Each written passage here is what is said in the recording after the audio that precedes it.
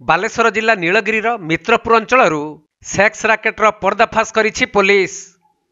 ତେବେ ମିତ୍ରପୁରର ମଖାପଦା ଗ୍ରାମରେ 2 ଜଣ ଅଚିହ୍ନା ଯୁବକ ଘୁରି ବୁଲୁଥିବାର ଦେଖି ସେମାନଙ୍କ ଗତିବିଧି ଉପରେ ସ୍ଥାନୀୟ ଲୋକମାନେ ନଜର ରଖିଥିଲେ। ପରେ ସେମାନେ ସେକ୍ସ କାରବାର ପାଇଁ ଆସିଥିବା ଜଣାପଡ଼ିବାରୁ ଗ୍ରାମବାସୀମାନେ 2 ଜଣ ଯୁବକଙ୍କୁ ଅଟକ ରଖିବା ସହିତ ଗଛରେ ବାନ୍ଧି ନିସ୍ତୁକ ମାଡ଼ ମାରିଥିଲେ।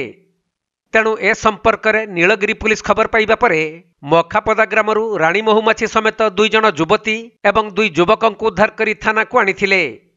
ଆଉ ବିଭିନ୍ନ ଦିଗକୁ ନେଇ ପୁଲିସ ତଦନ୍ତ କରିବା ପରେ ଘଟଣାର ସତ୍ୟତା ଜଣାପଡ଼ିଥିଲା। ଯାହାକି ପୁଲିସ ଜାଣିବାକୁ ପାଇଛି ଯେ ଦୀର୍ଘ ଦିନ ଧରି ଘରର ମାଲିକ ମାଲିକାଣୀଙ୍କ ସହାୟତାରେ ଏଠାରେ ଦେହ ବେପାର ଚାଲିଥିଲା। ଏପରିକି ଏହାର ଚେର ରାଜଧାନୀ ପର୍ଯ୍ୟନ୍ତ ଲମ୍ବିଛି। ତେବେ ଏହି କାରବାରର ରାଣୀ ମହୁମାଛି ଗରାଖଙ୍କଠାରୁ ବେଶ ମୋଟା ଅଙ୍କର ରୋଜଗାର କରୁଥିଲେ।